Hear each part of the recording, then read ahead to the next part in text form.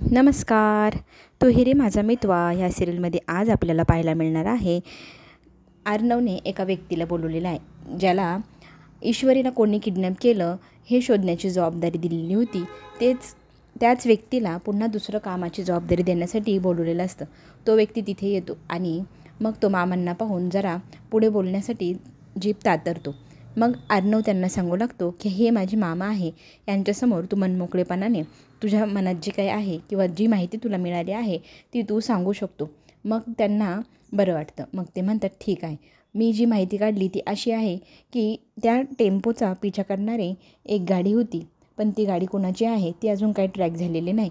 ती लवकरात लवकर माहिती काढून मी तुमच्यापर्यंत पोचवेल आणि ते काम झाल्यानंतर मग मी तुम्हाला सगळी माहिती पूर्णपणे सांगेल. बरेच मुलं आहे जे अशी सुपारी घेऊन काम करतात, त्यांच्याकडेही मी ती व्हिडिओ पाठवलेली आहेत आणि त्याच्यातनं आपल्याला लवकरात लवकर कोणी किडनॅप केलं आणि कोणी सांगितलं हेही माहिती होईल.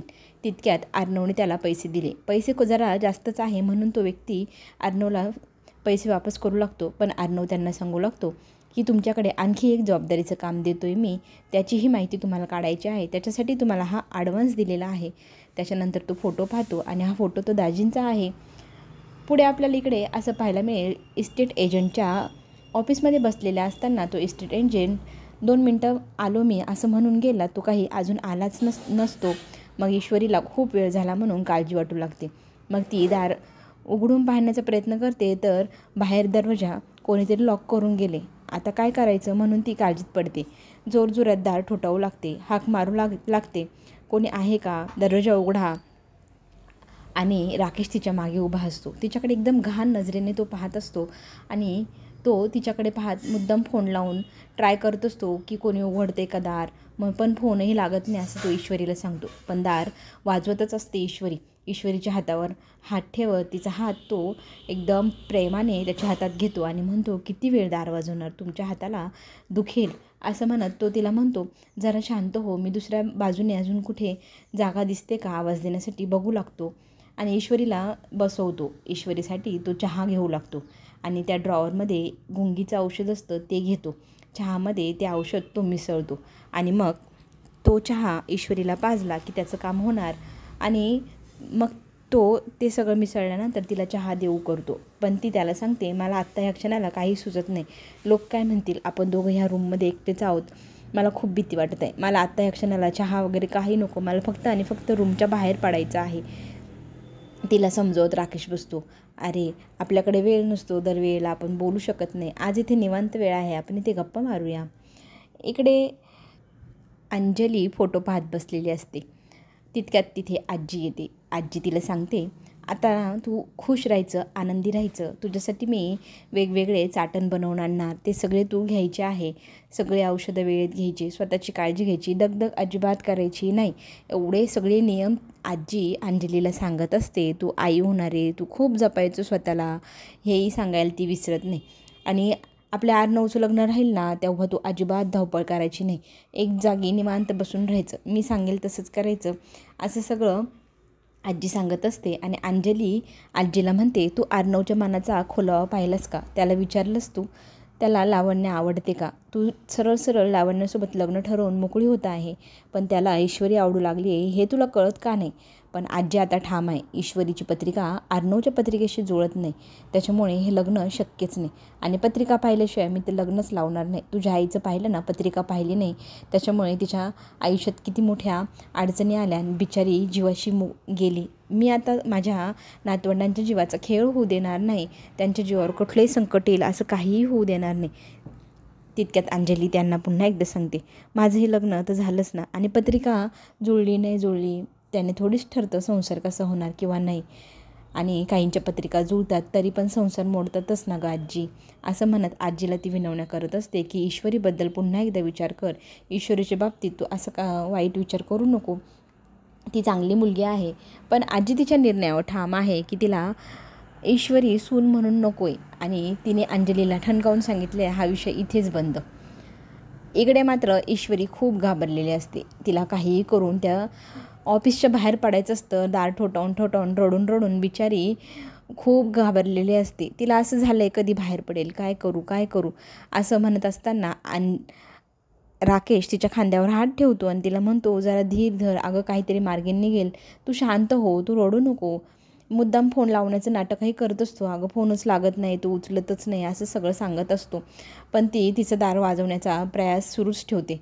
खूप दार वाजवते आणि इकडे राकेश तिच्यासाठी चहाचा कप पटकन घेऊन येतो. तिने तो चहा पिला की बेशुद्ध होईल, पण तिच्या हाताचा धक्का लागल्याने तो चहाचा कप खाली फुटलेला असतो. त्याने राकेशचा संताप होतो.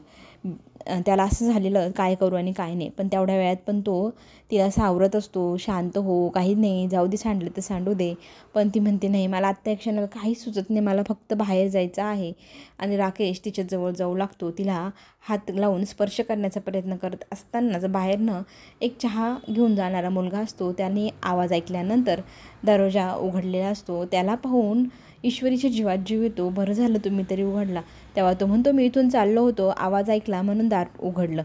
राकेश त्याच्याकडे रागाने मोठी डोळे करून पाहू लागतो. त्याला घाम फुटतो आणि मग ईश्वरी म्हणते, बरं झालं तुम्ही आलात, तुमच्यामुळे मी इथून बाहेर पडू शकले, नाहीतर काय झालं असतं माझं मलाच समजत नाही. राकेशही रागाने त्याला थँक्यू म्हणतो, पण बिचारा घाबरतो आणि पटकन तिथून निघून जातो. इकडे ईश्वरी ऑफिसमध्ये तिची पर्स घ्यायला आतमध्ये जाते. राकेशचा संताप. राकेशने त्या इस्टेट एजंटला फोन केलेला असतो. इकडे ईश्वरी येते.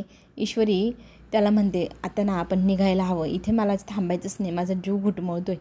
ती बाहेर निघून जाते आणि राकेश मग पुन्हा त्या इस्टेट एजंटला फोन लावतो. त्याला रागवतो, तू इथे थांबायचंस ना. तो चहावाला मुलगा आला, त्याने दरवाजा उघडला आणि निघून गेला. तू इथे पहारा द्यायला हवा होतास. इकडे ईश्वरीच्या आईलाही टेन्शन आलेलं असतं. एवढी रात्र झाली, अजूनही ईश्वरी परतलेली नाही. त्या गोष्टीने तिला काळजी पडलेली असते आणि आत्ता तिला समजत असते की राकेश सोबत आहे, त्याच्यामुळे काहीच टेन्शन घेण्याचं कारण नाही. राकेशची व्यवस्थित तिला घरी घेऊन येतील, तू का टेन्शन घेतेस. पण तिला फार भीती वाटत असते. तितक्यात नमू एक ॲप्रॉन बनवून घेऊन आलेले आहे. आईला दाखवते, मी इशूसाठी हे ॲप्रॉन बनवलं आहे आणि त्याच्यावर ईश्वरी असं नावही एम्ब्रॉयडरीचं केलेलं असतं. किती सुंदर केलं आहे. म्हणून जेव्हा त्या तिचं कौतुकही करत असते. आई त्या नावाला मायेने स्पर्श करते. खरंच खूप सुंदर आहे असंही ती म्हणते आणि स्पर्शाने हात फिरवते. इकडे ईश्वरी घरी येते. इशूला लगेच नमू दाखवू लागते, तुझ्यासाठी मी ॲप्रॉन बनवलं, बघ कसं दिसतंय. आणि ती बघते, हातात पण घेते. पण ईश्वरीच्या आईला तिच्या चेहऱ्यावरची काळजी दिसू लागते. ती विचारू लागते, तुझ्या चेहऱ्यावर एवढ्या आठ्या काय आहे, काही झालं आहे का, कोणी काही म्हटलं, काही घटना घडली का एखादी. ती काहीच बोलत नाही. मग राकेश सांगू लागतो, आम्हाला ना त्या इस्टेट एजंटच्या ऑफिसमध्ये कोणतरी बाहेरनं लॉक करून गेलं, कितीतरी वेळा आम्ही आतमध्ये होतो. ईश्वरी खूप घाबरलेली होती, खूप रडत होती. मग एक चहावाला आला, त्याने आमचा दरवाजा उघडला आणि मग बाहेर आलो आणि थेट घरी आलो त्याच्यानंतर आम्ही. हे ऐकल्यानंतर घरातले सगळेजण घाबरतात. आईला ती सांगू लागते, काही काळजी करण्यासारखं नाही. जय वाटतं तर राकेशचं कौतुकच करू लागते. बरं झालं राकेशजी, तुम्ही सोबत होतात, तुम्ही असल्यामुळे आम्हाला काहीच टेन्शन नाही. आणि इथून पुढे ती कुठे पण गेली ना, तुम्ही तिला एकटं सोडून जातच जाऊ नका, नेहमी तिच्यासोबतच राहा, तिचं रक्षण तुम्हीच फक्त चांगलं करू शकता, असं म्हणत राकेशचं कौतुक जयू आत्या करत असते. आणि हे काही ईश्वरीच्या आईला पटत नाही आणि इशूलाही काही पटत नसतं. पुढे आपल्याला असं पाहायला मिळेल की पाटील नावाचा एक व्यक्ती ईश्वरीच्या घरी येतो आणि तिला तो सांगतो, तुम्हाला एक जागा हवी होती ना तुमचं क्लाउड किचन खोलण्यासाठी, तर माझी जागा तुम्हाला नक्की आवडेल, तुम्ही बघायला माझ्यासोबत चला. आणि बजेटमध्येच आहे सगळं, रेंट वगैरे सगळं ती बोलून घेते.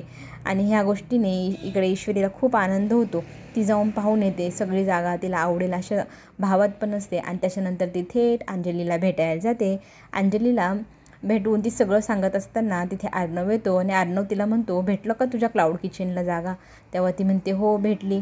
मग तिथे अर्णव तिला आणखी काहीतरी बिझनेस टिप्स आयडिया छान छान सांगू लागतो. त्या तिला पटतात आणि ती त्याला थँक्यू म्हणते, तुमच्या आयडिया आणि तुम्ही दिलेल्या प्रोत्साहनामुळे मी आज हे सगळं करू शकले, तुमचे खूप खूप आभार, असं म्हणत ती अर्णवचं आभार मानून कौतुक करते. त्याच्यानंतर ती घरी येऊन तिच्या आईला सांगू लागते की सरांनी मला इतक्या आयडिया दिल्या, असं तसं. तितक्यात तिथे राकेश येतो, दोघींच्या गप्पा ऐकतो आणि मग तिला तो टोमणे मारू लागतो. कोणी काम तर करू लागत नाही, सल्ला देतात आणि मोठेपणा घेऊन मिरवतात. इथे मी जीव काढून तुमच्यासोबत फिरतोय आणि तुम्ही सगळं श्रेय त्या अर्णवला देताय. ही गोष्ट काही ईश्वरीला पटत नाही.